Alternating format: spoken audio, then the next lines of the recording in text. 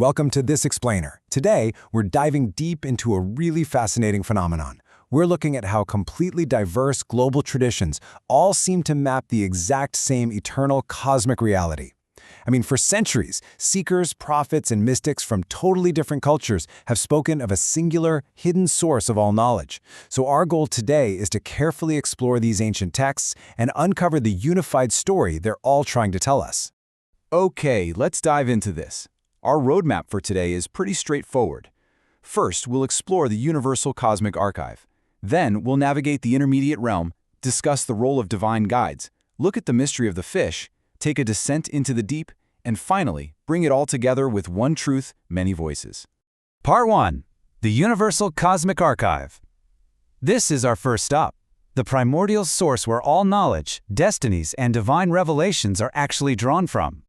To really get what this archive is, we have to start with a concept from Islamic tradition called the Mother of the Book. Now, this isn't some physical object you can just pull off a shelf. It's a primordial, archetypal, and eternal heavenly tablet. According to the texts, the earthly Quran, and honestly all previous scriptures sent to earlier prophets, are viewed as gradual, physical manifestations of this one singular, protected, celestial record. It's basically the comprehensive blueprint containing not just verses of scripture, but the destiny of all things preserved perfectly without any alteration. Now, when you start comparing these traditions side by side, a striking continuity pops up. The Mother of the Book is a direct mirror to the Hindu and Theosophic concept of the Akashic Records, which is described as an etheric imprint that stores the total memory of the entire universe. And we see this exact same insight in the Hermetic Emerald Tablet too. These aren't separate, competing inventions. They're simply different cultural dialects describing the exact same non-physical medium, an eternal cosmic archive where all information and truth exist perpetually. Section 2. Navigating the Intermediate Realm. What's really fascinating here is the barrier that separates our everyday unenlightened minds from that ultimate archive. You see, this cosmic archive isn't just a distant, dusty library locked away in the sky somewhere. It's actually woven into the very fabric of something called the Barzakh. The Barzakh is a sacred threshold. It's an intermediate state of consciousness sitting right there between the physical and the spiritual. It's neither fully asleep nor fully awake, neither fully body nor fully spirit. You can kind of think of it as a celestial sea, a fluid medium where divine words are written and erased, and where cosmic archetypes swim around before they take on material form in our physical world. And we see this exact same celestial sea across completely different traditions. Take the Islamic Barzakh and place it next to the Buddhist concept of sunyata, or the void, and the resonance is profound. Sunyata is this fertile nothingness from which all forms arise and dissolve. In Buddhism, reaching nirvana or becoming an enlightened arahant doesn't mean you flee this cosmic ocean. Instead, the arahant masters it. By seeing right through the veil of Maya, which is the illusion that the self and the cosmos are separate, the enlightened mind extinguishes the fires of attachment and literally walks upon this cosmic sea without sinking into its illusions. But, this brings us to a pretty massive challenge. How exactly does a finite, limited human mind cross this infinite, overwhelming cosmic sea? If the archive contains literally all knowledge of existence, stepping into it unprepared is incredibly dangerous. Attempting this journey totally alone risks deep confusion, getting lost in illusions, or suffering from some severe ego inflation. Because of this overwhelming vastness, there's an absolute necessity for intermediaries to help us cross. Which brings us to Part 3. The role of divine guides. This introduces the universal concept of the intermediary, the protective translators who safely bridge the gap between human consciousness and the infinite divine archive. Across every major tradition, we see specific facets of one universal intelligence acting to protect the seeker. In Islam, you have the archangel Gabriel mediating exoteric revelation, while the mysterious figure of Khidr handles the hidden, esoteric wisdom.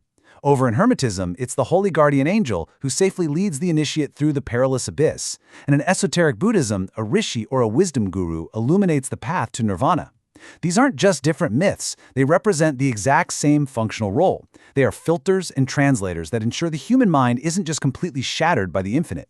In Vedantic philosophy, this guiding intelligence gets deeply internalized through a concept called the antaryamian. That translates roughly to the inner controller, which is the divine presence residing quietly within the human heart. A realized rishi, or master, basically acts as an outward conduit for this inner guide. And the beauty of this system is that it ensures seekers receive exactly what they need, precisely when they need it, tailored specifically to their current stage of spiritual development. This perfectly illustrates how these guides completely transcend physical boundaries. As Sri Yukteswar, the guru of Paramahansa Yogananda, famously put it, masters are under no cosmic compulsion to limit their residence. A true Jnana guru, a wisdom guide, doesn't need to be sitting physically in the room with you. They can impart profound spiritual truth and guide disciples through the intermediate realms by meeting them in astral visions, deep meditations, or conscious dream states. The transmission of truth just transcends the physical body entirely. Section 4, the mystery of the fish. Let's look at the actual physical and metaphysical methods used to traverse this deep, intermediate realm. In Sufi mysticism, there's this incredible metaphysical concept known as riding the fish. It actually stems from the story of Moses and the hidden guide Khidr, where a dead, salted fish touches the water of life and miraculously comes back to life, carving a dry path through the sea. Riding the fish is essentially a metaphor for a revived intellect. When a Sufi master aligns their consciousness perfectly with living divine wisdom, they suspend ordinary laws. They can metaphorically, and in some traditions, literally walk on water, navigating the Barzakh flawlessly to directly access the mother of the book. Part 5. Descent into the deep. Now, while riding the fish is all about intellectual mastery and gliding over the waters, there is a much darker yet equally necessary path, the journey of surrender and profound spiritual transmutation. This darker path is perfectly captured by the figure of Dhul Nun, or the man of the fish, who is universally recognized as the prophet Jonah. Unlike Khidr, who just glides above the waves, Dhul Nun is swallowed whole. This represents the soul's terrifying but necessary descent into the primal waters of the unconscious, or the dark night of the material world. It's an alchemical journey. The initiate has to undergo a symbolic death and experience profound existential isolation in the darkness, all to achieve spiritual resurrection and emerge with hidden knowledge. The absolutely crucial point here is how Lurianic Kabbalah maps out this exact same descent of the soul. It lays out a three-step cosmic process. First, you have Tzimtzum, which is where divine light literally contracts to make space for creation. Second is the shattering of the vessels, which scatters divine sparks down into the dense material realm. And third is Tikkun Olam, the gathering and restoration of those scattered sparks back to their divine source. This process perfectly mirrors Dhul Nun's descent into the whale. The soul must go down into the darkness of the material world to rescue and retrieve these scattered sparks of holiness. Interestingly, we even see this exact narrative structure adapted in modern starseed lore. The texts frame this in interdimensional or extraterrestrial terms, telling of advanced, higher beings who voluntarily descend from realms of light into the dense material plane to seed human consciousness. Their goal? To access the planetary database, the Akashic Records, and guide humanity back to its celestial origin. So while the language might shift to the stars, the core narrative remains perfectly identical. It's a voluntary descent into density to retrieve the knowledge of the cosmic archive. And finally, Section 6, One Truth, Many Voices. This is where we weave all these distinct historical, mystical, and cultural threads together into a single tapestry of universal wisdom. During the Islamic Golden Age, scholars recognized a profound unity among these ancient figures.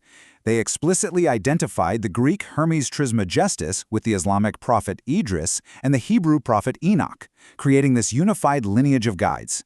These figures, alongside Khidr, act as psychopomps, guides of the soul, specializing in land, air, and the intellect. But they are balanced by Dhul Nun, the psychopomp of the deep, who guides the soul through the trials of existential isolation and the dark night of the spirit. Together, they cover literally every element of the seeker's journey. The great mystic Ibn Arabi took this synthesis even further. He completely dissolved the boundaries between these guides, teaching that they are all simply expressions of the perfect human, a total integration of all spiritual functions. Through his doctrine of the oneness of being, Ibn Arabi explained that the rescuer, the rescued, the whale, and the ocean itself are ultimately all manifestations of the exact same divine reality. Any sense of separation is merely an illusion constructed by the human ego. This profound unity brings us right back to that famous Hermetic axiom, as above, so below.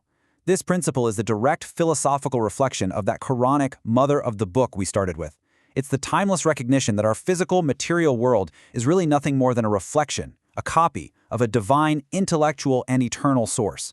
Everything down here is intimately tied to the cosmic archive up there. Which leaves us with a pretty compelling final thought. we've seen the continuity across time and culture. If the Buddhist arahant, the Sufi master, the Hermetic alchemist, and even the modern starseed are all ultimately navigating the exact same cosmic sea, utilizing the exact same divine guides to reach the exact same cosmic archive, what luminous treasures of knowledge are waiting in the abyss when we finally choose to dive in? Thanks for joining me on this explainer. Keep exploring and keep seeking the truth.